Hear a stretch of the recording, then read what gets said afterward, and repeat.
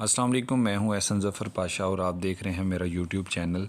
बड़े दुख और अफसोस से कहना पड़ता है, हम ज़मीर फ़रोश लोग हैं, हम बेहिस लोग हैं और हम में से ही जो ताकतवर हैं वो हमारे हुक्मरान हैं। आज के टॉपिक पर बात करते हैं सैलाब और उसकी तबाहकारियाँ। सैलाब, ज़लज़ले, कुदरती आफ़ात, इन्हें रोकना इंसान के बस में नहीं होता, मगर हिकमत अमली और बेहतर प्लानिंग के ज़रिए नुकसान को कम से कम किया जा सकता है। 2010 का सैलाब पाकिस्तान की तारीख़ का बदतरीन सैलाब था, जिससे पूरा मुल्क बराह रास्त मुतासिर हुआ था। उम्मीद की जा रही थी कि इस खौफनाक तबाही के बाद हमारे हुक्मरान ज़रूर ऐसी प्लानिंग करेंगे जिससे आइंदा इस तरह की संगीन सूरत हाल सामने ना आए, मगर ऐसा नहीं हुआ। हमारे हुक्मरान की सबसे बड़ी हिकमत अमली और पॉलिसी डंग टपाओ पॉलिसी होती है, जिसके ज़रिए वो बड़ी बड़ी बातें करके अवाम को बेवकूफ़ बनाते हैं। दर हकीकत एक मुसीबत से दूसरी मुसीबत के दरमियानी वक्फे को उनकी कारकर्दगी कहा जाता है।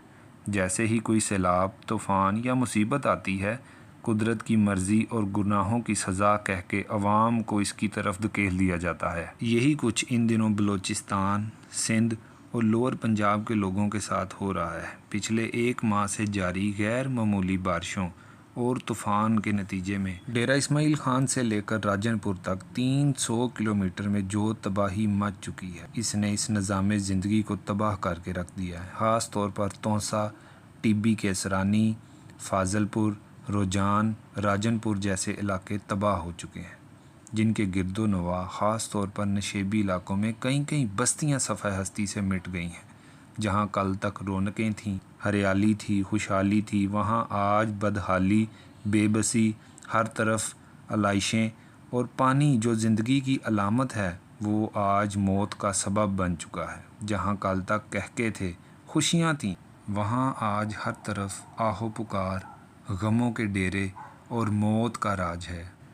ज़मीन बोझ छतें, टूटी दीवारें और मलबों के नीचे लगे ढेर हसरत की एक तस्वीर बने बैठे हैं। परेशान और हैरान हैं, वो ये समझने से कासिर हैं कि क्या वो इस मुल्क के शहरी हैं। उनका मर जाना ही उनके लिए बेहतर है। उनकी आंखों में आंसू ये सवाल पूछते हैं कि क्या हम इस रियासत के शहरी हैं?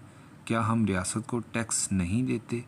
क्या वो इस मुल्क में रहने के हकदार नहीं? वो इस रियासत से सवाल करते हैं जिसको वो टैक्स देते हैं कि उनकी हमदर्दी के लिए अभी तक एक बयान तक न जारी हो सका।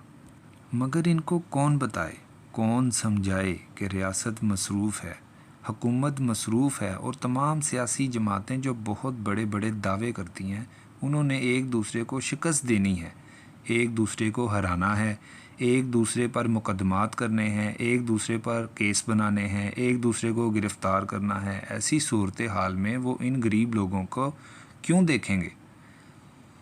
ऐसी सूरत हाल में वो इन गरीब और बेबस लोगों को क्यों अहमियत देंगे? वो तो कीड़े हैं, मरते हैं तो मर जाएं, डूबते हैं तो डूब जाएं। हाँ, अलबत्ता हुकूमत ने एक कारनामा ज़रूर किया है।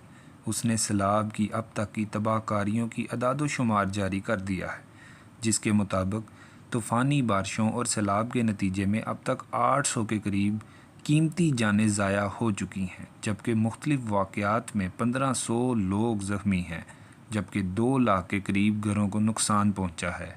हुकूमत की तरफ से सैलाब मुतासरीन के लिए 25,000 इमदाद का ऐलान कर दिया गया है, लेकिन ये अभी सिर्फ कागजाती तौर पर है।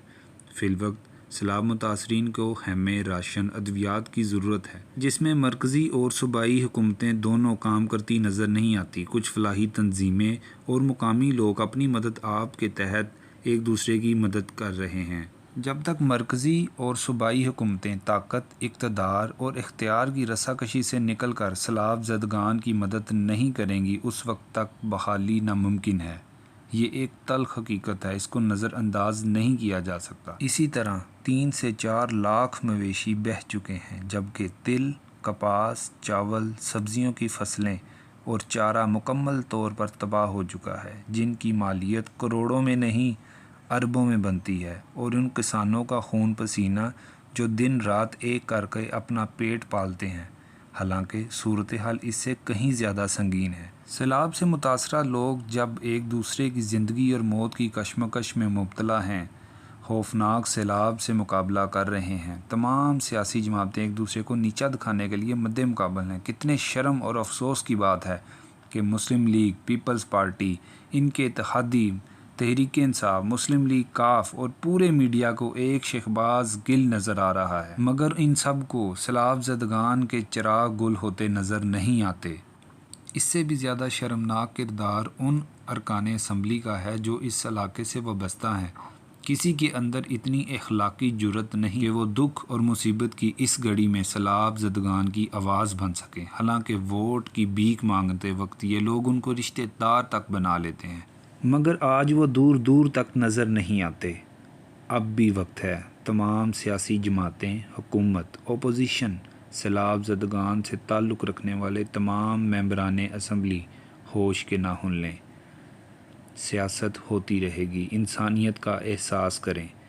یہ جو لوگ آج پانی میں تیرتی لاشوں کو نکال رہے ہیں، کل کو تمہارے گریبان پکڑیں گے اور چھڑوانے والا کوئی بھی نہیں ہوگا۔ شرم کریں اور ملک پاکستان کا سوچیں۔